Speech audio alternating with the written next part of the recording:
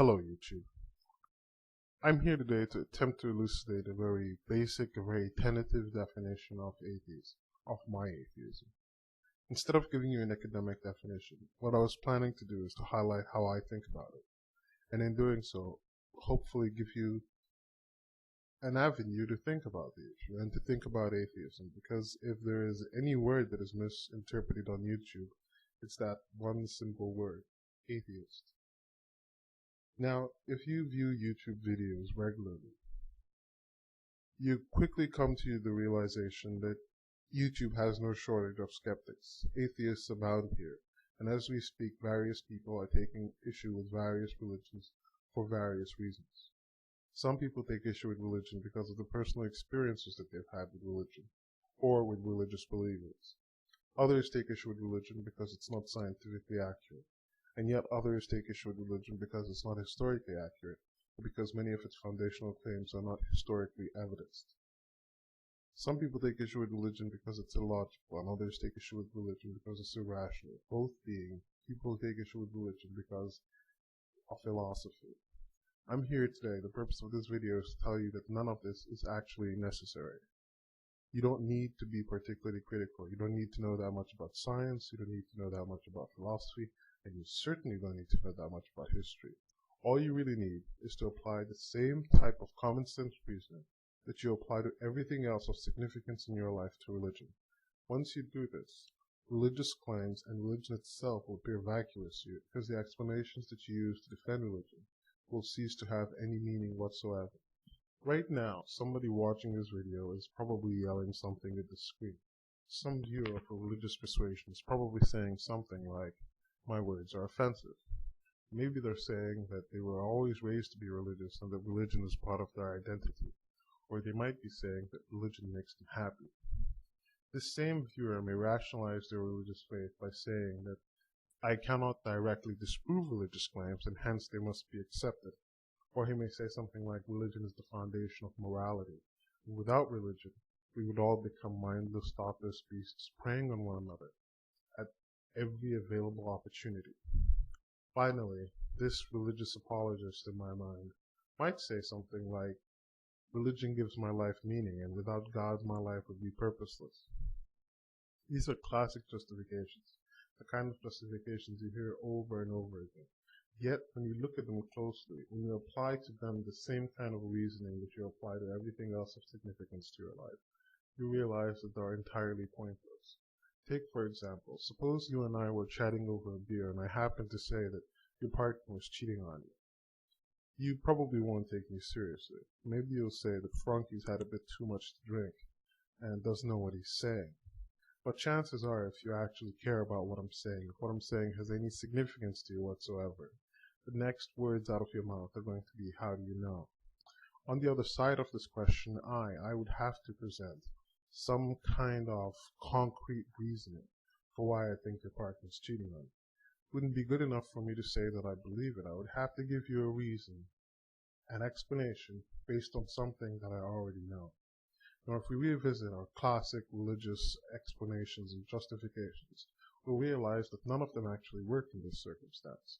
I can't say that the concept of your wife being faithful to you is offensive to me, and so your wife must be cheating on you. I also can't say that I was always raised to believe that women cheat on their husbands, and so your wife is cheating on you.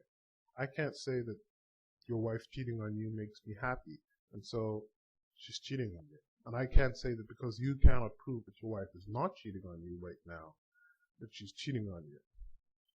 I can't say that without your wife cheating on you, there would be no basis for human morality. And I cannot say that the concept of your wife cheating on you gives my life meaning. None of these justifications function in this circumstance. Now, you may be offended. This may be a bad topic to broach as an example. Even if we take a less significant, less emotionally charged example, this kind of reasoning still doesn't function. Suppose you and I were co-workers, and suppose you decided to drive me home from work one day. We're driving home, and suddenly I say, "Hey, viewer, your coolant tank is about to burst." You probably won't take me seriously. Maybe you'll laugh. Maybe, because you know me well enough to drive me home, You know me well enough to know that I know next to nothing about cars. And so, really, I'm in no position to give you an opinion on when your coolant tank is going to breach. But if you take what I'm saying seriously at all, if my comment about your coolant tank is of any significance to you whatsoever, the next words out of your mouth are going to be, how do you know? Again, on the other side of that question, there are some options that are just not open to me. I can't say that the concept of your coolant tank functioning normally for many years to come is offensive to me. I can't say that I was always raised to believe that the coolant tanks on a particular model car would break at a particular mileage and that we're there. I can't say that believing that your coolant tank is going to breach makes me happy. I can't say that because you cannot directly disprove the fact that your coolant tank is about to break down, I can't say that your coolant tank breaking down is the foundation of human morality, and without it, we would just be mindless beasts. And I can't say that the fact that your coolant tank is about to break gives my life meaning. And if your coolant tank were not to break, my life would be entirely pointless. None of these options would be valid whatsoever. You see, justifications like this, justifications of the sort that I mentioned, and many more, only and solely apply to religious propositions. They apply to religious propositions solely in the same way that words like faith and miracle only apply to religious propositions. For instance, if you were at work and you walked into your boss and you made a recommendation about a proposal, maybe you say, let's go with proposal A instead of proposal B. The next words out of your boss's mouth are going to be, why? Again, none of these justifications are useful to you in this context. You can't walk up to your boss and say, I believe that proposal A is a better proposal than proposal B. And that's just it. I just believe it. There's no other avenue in your life in which belief in propositions without evidence is actually useful to you. As a matter of fact, in most avenues of your life, believing something without evidence, say believing that a particular stock is going to rise without knowing anything about the company in question, is directly detrimental to your financial well-being. In the same way, the concept of miracles also functions in order to put a special category on religious reasoning.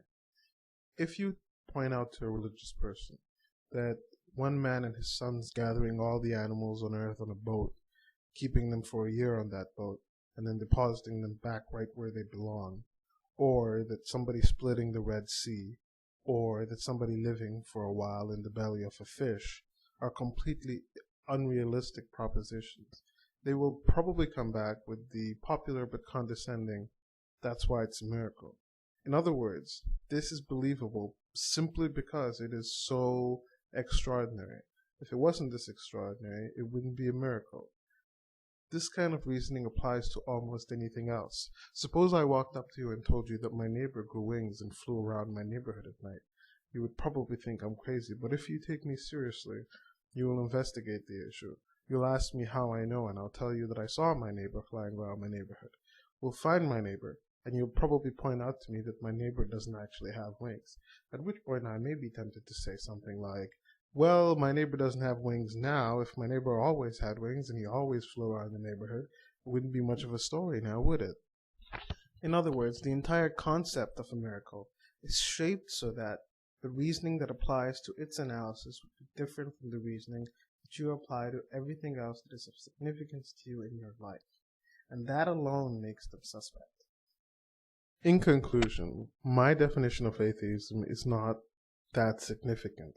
My definition of my atheism is not even that it's a position that I adopt. My atheism is simply the natural consequence of applying everyday reasoning to religious propositions. It's the natural consequence of taking religion seriously. It's the natural consequence of just evaluating religion the way I would evaluate any other idea, which is probably why religion is so reluctant to be evaluated like any other idea. Good day.